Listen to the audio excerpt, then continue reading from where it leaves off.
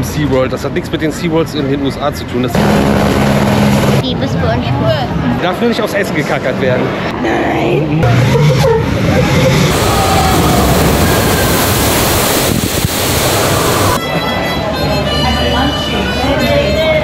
Ich muss mal. Ich glaube, das ist das, was...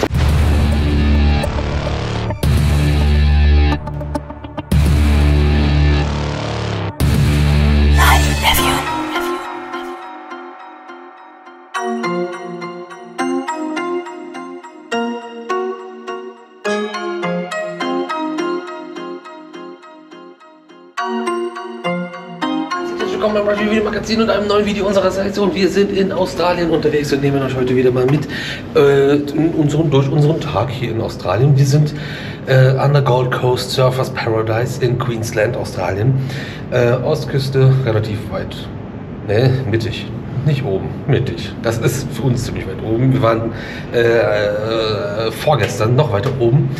Und da war übrigens auch der Australian Zoo, den haben wir nicht besucht. Wahrscheinlich werden wir den auch nicht besuchen, auch wenn das hier so das Nationalhighlight ist. Aber der Dingens hier, Crocodile Hunter, ist ja auch ein Nationalheiliger hier. An sich, glaube ich, eine ziemlich gute Sache, weil das Ganze nämlich für den Tierschutz da ist. Aber das ist ein Thema, da kann man irgendwie gefühlt auch nicht normal drüber sprechen. Und es gibt zwei Lager und dann ist das so. Es gibt nur schwarz und weiß, es gibt nichts dazwischen. Außer uns, wir sind so ein bisschen dazwischen. Deswegen geht es jetzt auch, weil wir charakterlose, rückgratlose Schweine sind, nach SeaWorld, Gold Coast, heute. Ja, aber wir haben Bock, Achterbahn zu fahren und diese Achterbahn zu fahren, und deswegen gehen wir jetzt da auf jeden Fall hin. Ich weiß nicht, was die da bei diesem SeaWorld, das hat nichts mit den SeaWorlds in den USA zu tun, das ist separat für sich zu betrachten. Das SeaWorld nämlich jetzt, das gehört zu, nicht zu Warner, also der Warner Park gehört auch dazu. Ich vergesse mal, wie die heißt, irgendwas mit Roadshow. Village Roadshow. Ja, Village Roadshow, die haben den originalen Warner Brothers Movie World Freizeitpark und diesen Freizeitpark. Und das andere ist SeaWorld Entertainment, die haben, glaube ich, auch einen neuen Namen inzwischen, wo ja auch Busch Gardens dazu gehört. Auf jeden Fall, egal um welches SeaWorld es sich handelt, zieht euch mal die Doku Blackfish rein, und dann kann man, glaube ich, noch mal selber ein bisschen besser entscheiden, was man macht und für was man sich entscheidet, finde ich. Und ja, wir gehen da jetzt Achterbahn fahren und vielleicht sogar Themenfahrten. Man weiß es nicht so genau. Erstmal Auto holen. Ach ja, und 10 Minuten von hier ist es nur.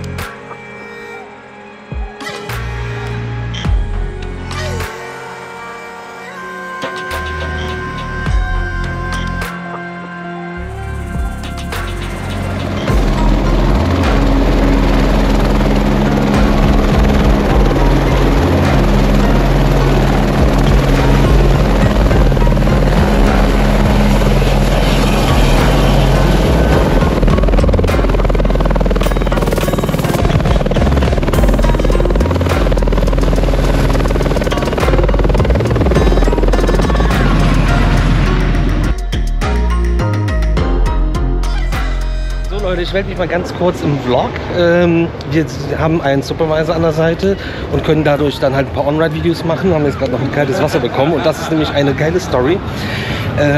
Jet Rescue ist gerade als erstes gefahren, On-Ride gemacht, und das Geile ist, jede Attraktion hier hat im Backstage einen Kühlschrank mit kaltem Wasser und mit Sonnenschirmen. Denn wenn jetzt so ein Breakdown wäre und du stehst dann irgendwie auf dem Lift, auf dem Breakrun oder so, bevor die das Evakuierungsmaterial und Werkzeug holen die Sonnenschirme und Wasserflaschen und verteilen die erstmal an die Leute, die in der Attraktion feststecken. Und erst dann fangen wir an zu evakuieren, weil bei 40 Grad in der Sonne, oder im Schatten besser gesagt, 40 Grad im Schatten, in der Sonne zu schmoren, ist nicht so gut. Und deswegen wird das so gemacht und das finde ich sehr krass, sehr cool. And just maintaining that some gap between your hands and the knees, please. Thank you.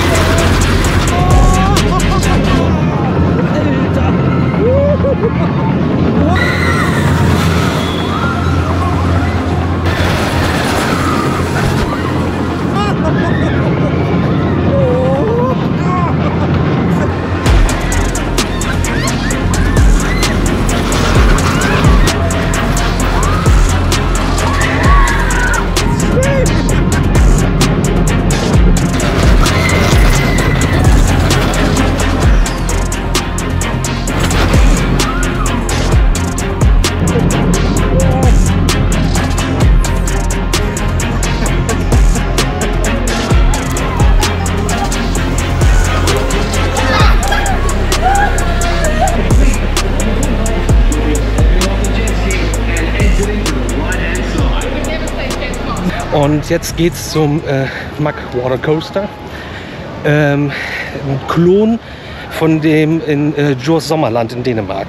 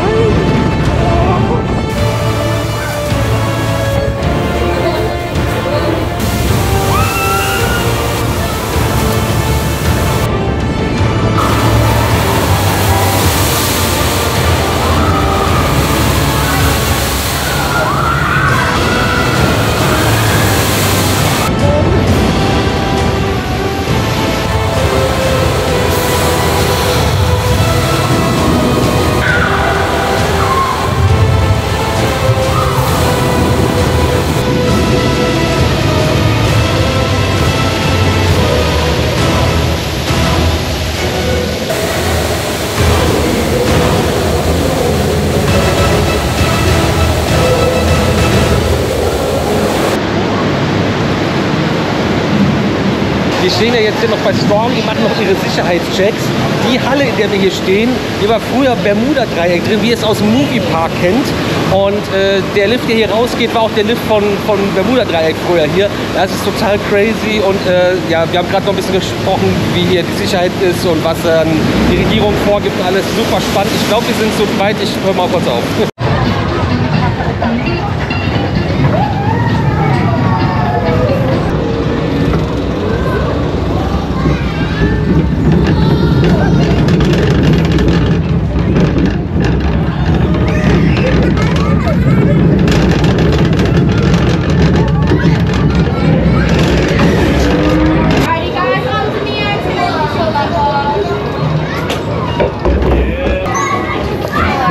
Thank you very much. Just keep safe. There are boxes up there. Make sure nothing's in your pockets.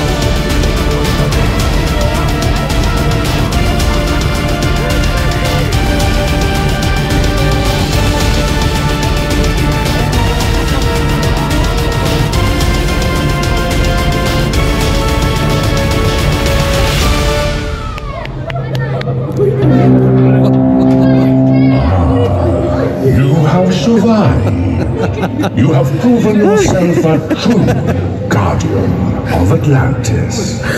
Did anyone expect it to go that fast? Anyone a bit surprised? It's really lovely.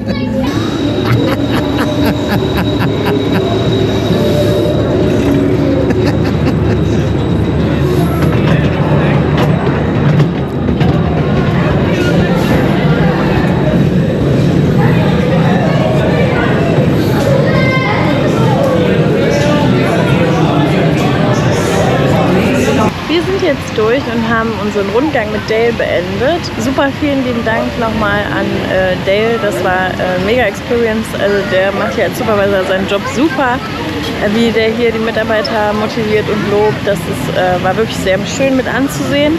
Und ich habe ihn auch im Gespräch einmal gefragt, warum SeaWorld nicht SeaWorld ist. Also wir kennen ja alle das SeaWorld aus den USA.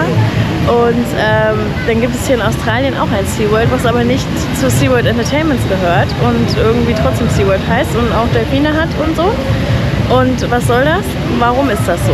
Und er hat dann erzählt, dass es halt gar nichts miteinander zu tun hat, dass der Gründer das hier irgendwie einfach gut fand, den Namen. Und das unterscheidet sich auch tatsächlich im Logo natürlich und auch in der Schreibweise, weil SeaWorld in den USA wird zusammengeschrieben und hier sind das 2 Wörter. Und hier geht es halt nicht so auf Shows und so. Die Tiere machen hier nichts wie Surf, also die Delfine machen hier kein Surfen auf der Flosse, die Robben spielen nicht mit Bällen oder so. Also hier ist es eher eine Präsentation als eine Art Show, So hat er uns das auf jeden Fall gesagt. Beurteilen können wir das noch nicht, weil ich habe es noch nicht gesehen. Genau, also das ist eigentlich einfach nur irgendwie halbwegs ein ähnliches Konzept, hat aber gar nichts miteinander zu tun.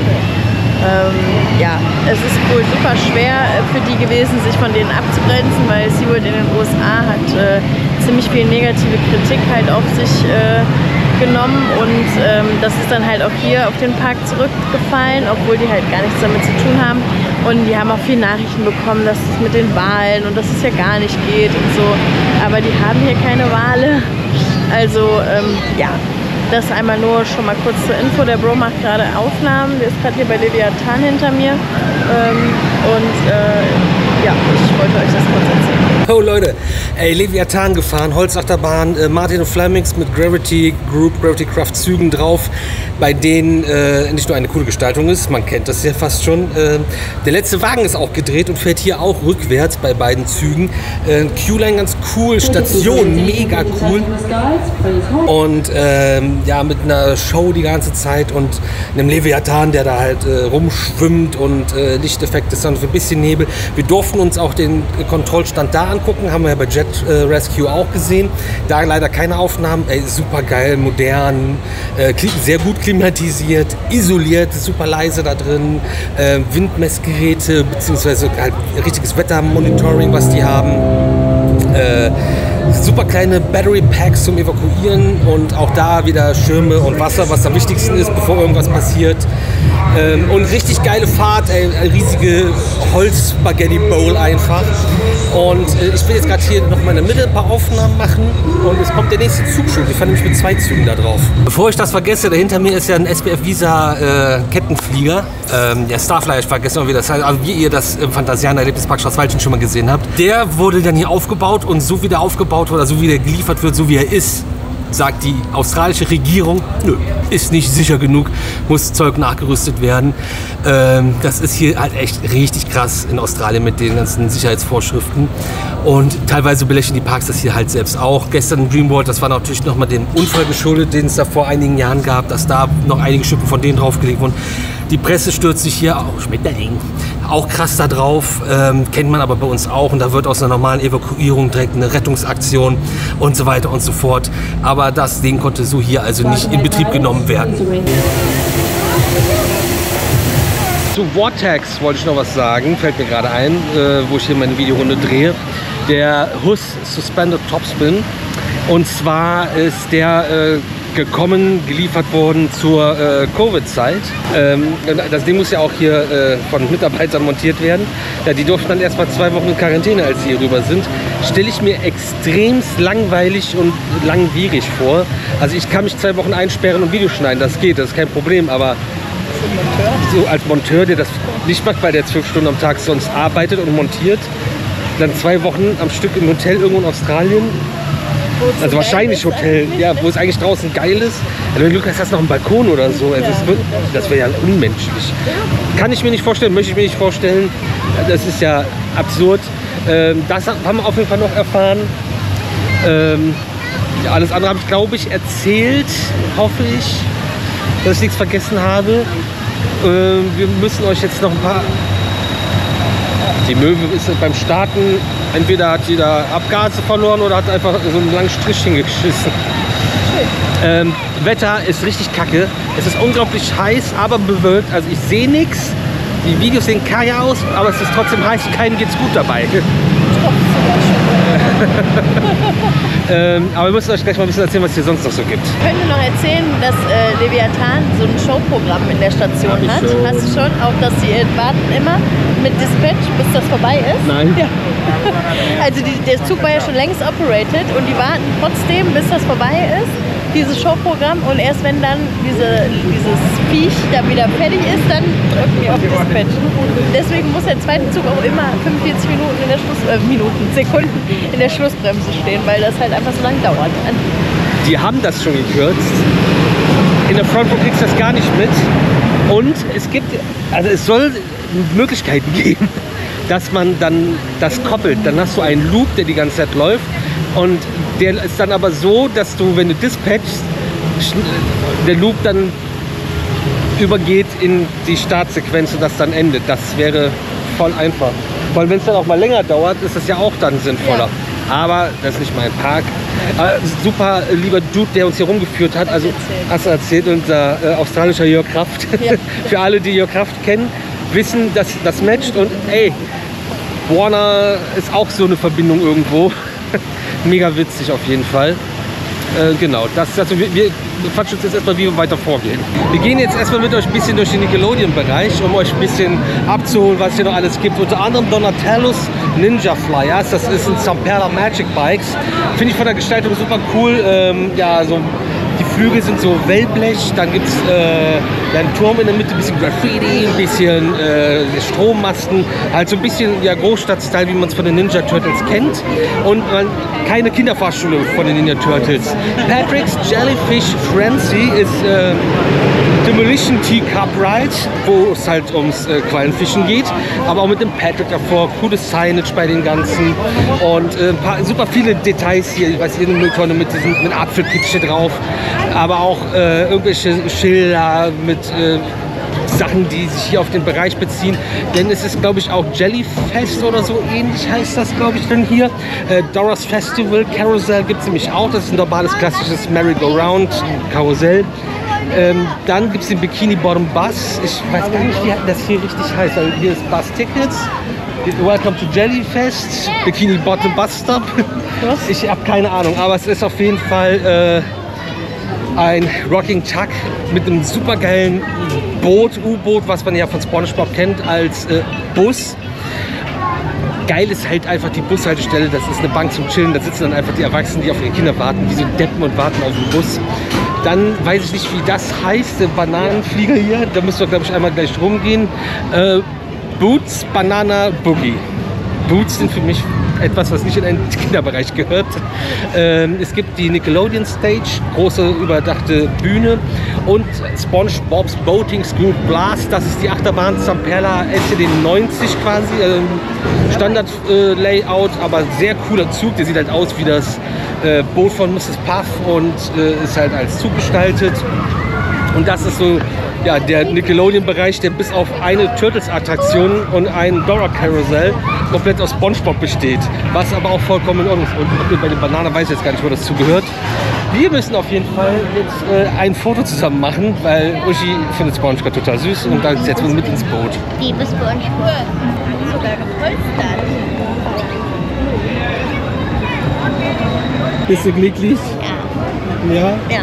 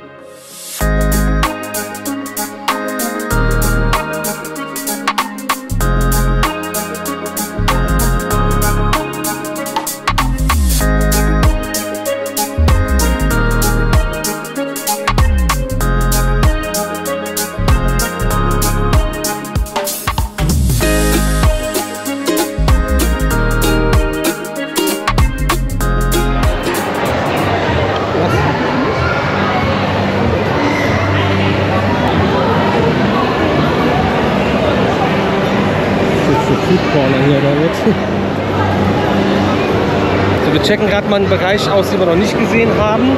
Und ja, Zelt über so einer Main Street mit Geschäften überwiegend. Hier ist Shopping, aber Essen, Gambling. Viel zu laut. Ja, viel zu laut. So ein bisschen Jahrmarkt, Midway-Style hier. Deswegen sind wir alle so tätowiert. Rasch-Tattoo. Ja, da habe ich meinen auch her. Jeden Morgen muss ich ja mit der Spritzpistole über mich drüber gehen. Schlimm. Die Monorail gibt es, glaube ich, nicht mehr, würde ich sagen. Wenn jetzt da schon diese Tauben, aka Möwenpicker drauf sind. Ja. Will die nicht bekackert werden. Beim Gehen darf man bekackert werden. Darf nur nicht aufs Essen gekackert werden. Das wollte ich nicht drauf machen. Alter, hier ist ein Eiswagen mit 5 Kartenlesegeräten. Aber vielleicht ist das auch Popcorn, Churros, Eis, Zuckerwatte, Getränke. Da haben die eigentlich zu wenig für die Becher. Ja, wenn jedes Produkt ein eigenes Kartenlesegerät, da freut sich das Finanzamt. Okay, ich glaube, das ist jetzt hier so, ja, da gibt es den Polarbär, Inside, da ist irgendwas Outside und ja, das zeigen wir euch einmal, weil es das dann hier auch gibt. Also ich sehe die Differenzen halt immer noch nicht. Er hat ja auch gesagt, die bei SeaWorld in den USA, da machen die ja Sachen, die nicht natürlich sind. Also hier spielen sie auch mit dem Ball, die Delfine, ne? Echt? Ja, der hat gesagt, die Robben machen es nicht. Ja, aber die Robben machen es nicht. But first and foremost, I do hate to inform you that in the wild, polar bears eat seals. Ja, da hinten. But as you can see, we don't feed our bear seals here.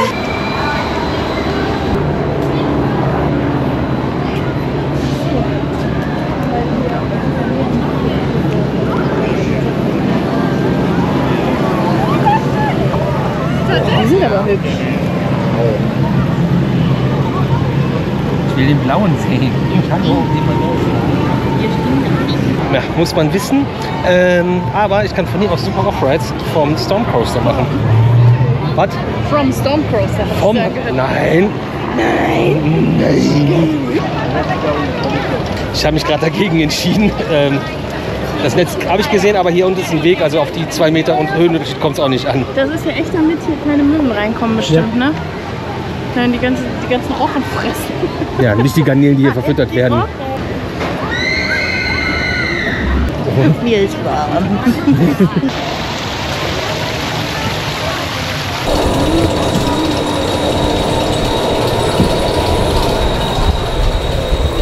Ja, ihr seht richtig, die scheinen bei dem Muckrides Water Coaster früher mal 3-Punkt-Gurte gehabt zu haben. Man stelle sich vor, ihr hättet im Europapark bei Poseidon einen 3-Punkt-Gurt. Da wird doch jeder Fiebermessen kommen, oder? Haben sie aber auch nicht mehr, haben aber dafür sich da so eine LED nachträglich einbauen lassen zur Kontrolle, ob alles zu ist.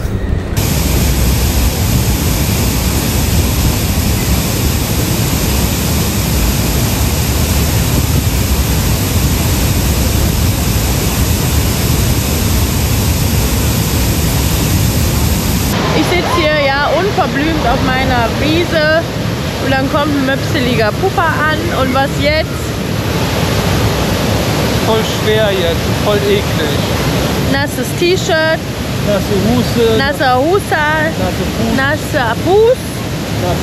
Ja, wenn man in einen Splashzone steht, ohne zu sehen, dass man in einen Splashzone steht. Dunkel. Das ist, wenn ich nicht dabei bin. Da ist dunkel. War da ein Schild? Nein, kein Schild und dunkel. Frechheit, verklagen. Ah, jetzt ist die Sonne weg. Ja, jetzt ist die Sonne weg, jetzt ist es noch bewölkt. Es soll auch gleich regnen. Ja, klasse.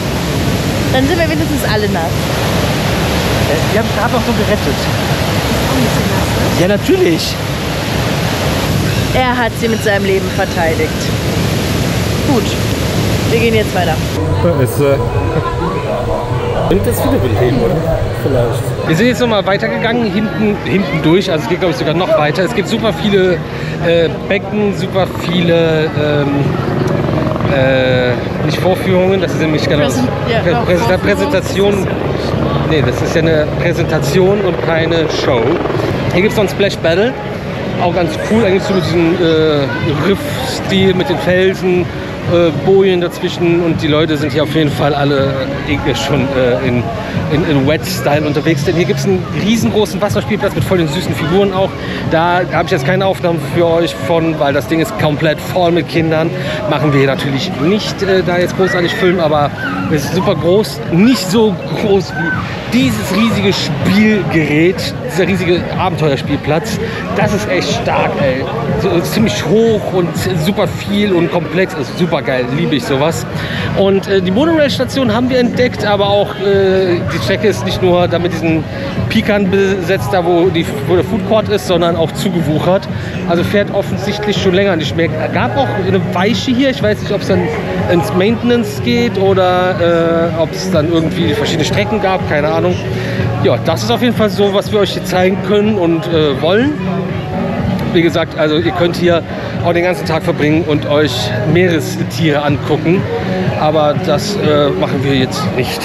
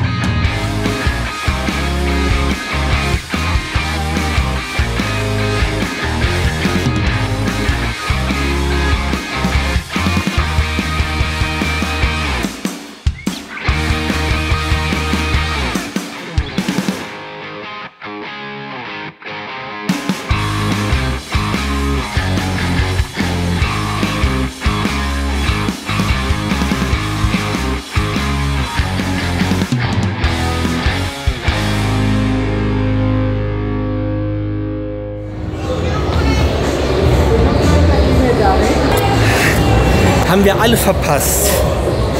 Knapp oder zu weit weg noch. Haben uns gerade noch mal kurz mit Dale getroffen, der uns ja heute hier rumgeführt hat, der Supervisor. Mega cooler Dude, super geile Unterhaltung auch.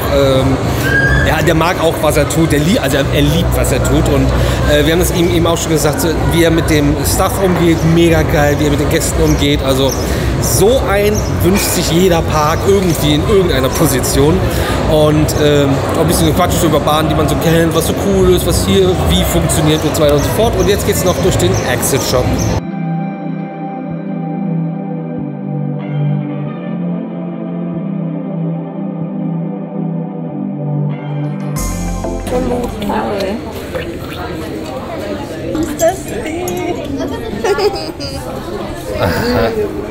Hey, Du siehst ja toll aus. du könntest auch das sein.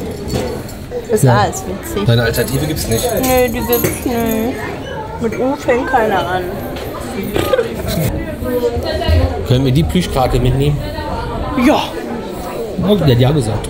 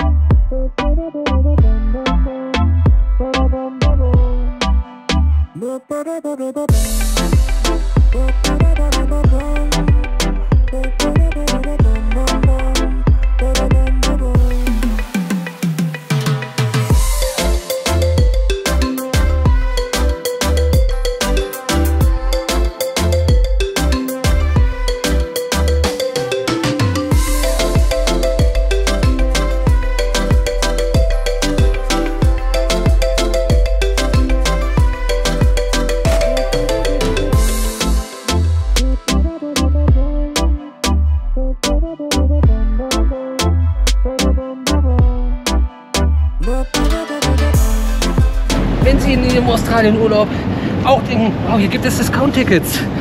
Fallen Sie aber nicht darauf rein. Achten Sie genau darauf, wo Sie die holen. Peter. Peter, ist nicht mehr Danke Zapfen für den saufen. Tipp, Peter. Ja, gibt es nicht hier, Achtung, Abzock Australien, weil die hier nett sind. So. Mm.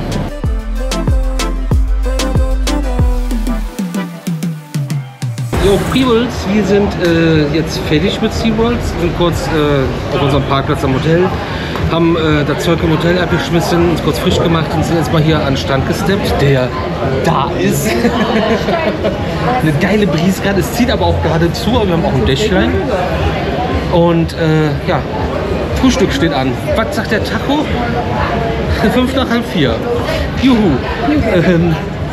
Genau, wir gucken jetzt, was wir essen und das seht ihr dann jetzt auch jeden Moment.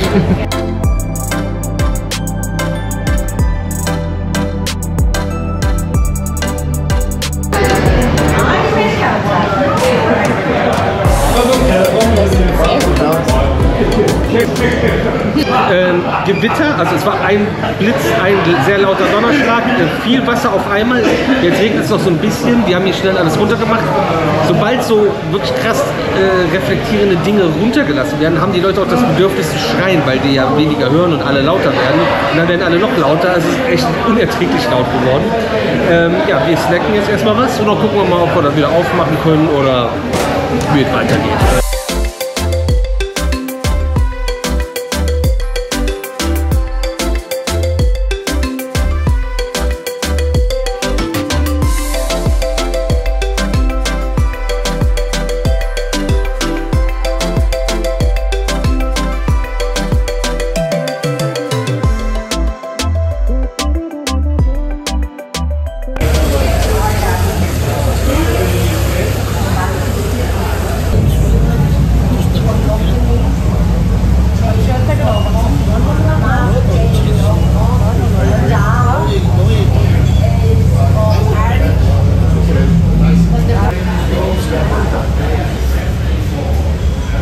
Also die Buddies, die hier hinter uns am Tisch sitzen, ne? Inside Boys kennen die nicht, alles gut.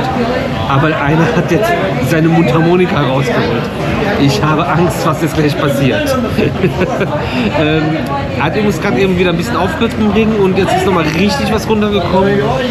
Laut Wetterbericht soll es auch bis morgen früh 6 Uhr regnen, aber wir haben es super gemütlich hier unter unserem Tischlein. Und es ist schon wieder die gleiche Stelle, wo auch Leute rein und rausgelassen werden aus den Autos. Es ist nicht 10 Meter weiter die Ampel, sondern an einer Stelle hier mitten am Strand. Kurios. Auch die ganzen fliegenden Händler, die packen gerade ihr Zeug zusammen, die haben es jetzt auch aufgegeben. Das sind eben die ersten.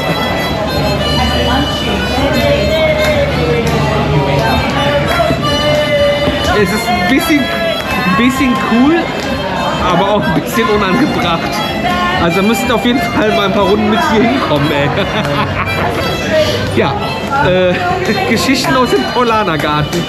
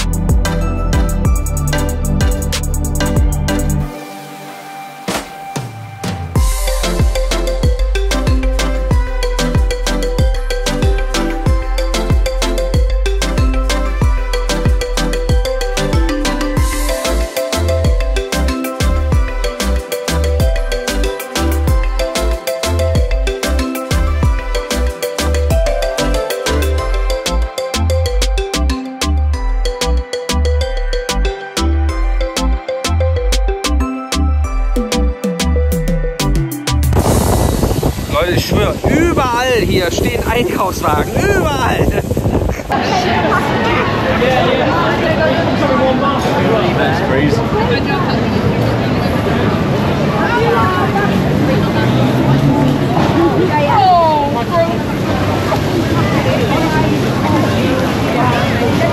Ist knapp ab.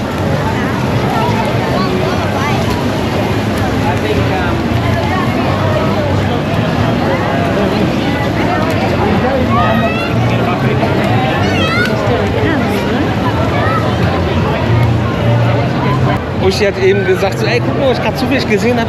Es gibt hier ein Wendy's und ihr wisst aus unseren USA-Vlogs, Wendy's voll geil. Das Wendy's scheint vor wenigen Tagen erst aufgemacht zu haben. Es ist eine riesen Queue-Line und die Leute stehen hier im Regen an, draußen ewig lang, um bei Wendy's was zu holen. Was? Scheint hier ein Ding zu sein. Ich weiß nicht, ob es in Australien vorher nicht gab oder so. Ob das erst in Australien Ja, ich weiß ist, es dann nicht. okay, verpasste Chance für uns, aber ich weiß, wie es schmeckt.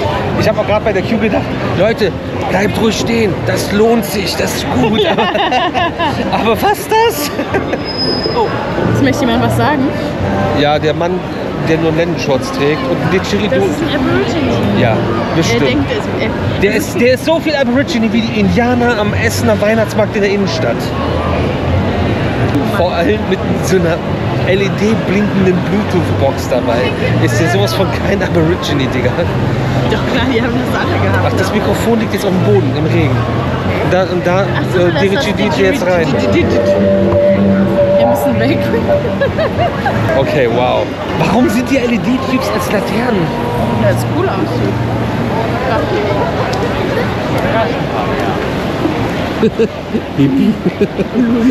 Ich muss mal.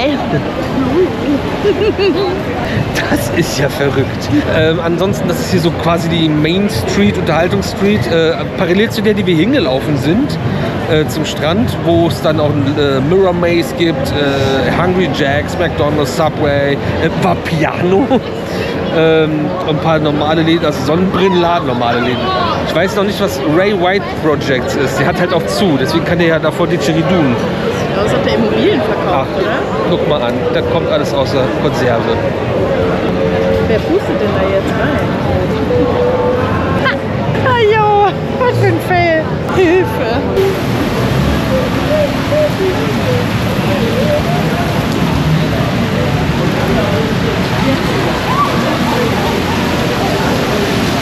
Wir müssen diagonal. It just went crazy. Aber da können wir ja eher einfach rüberlatschen. Wir können ja mit Brot auch nicht. Ich glaube, das ist das, was man als eingeregnet bezeichnet. Ja, jetzt geht erstmal die Welt unter. Der schleicht dann auch so. Ne? Junge, Junge, Junge, Junge. Ich komm gar nicht voran.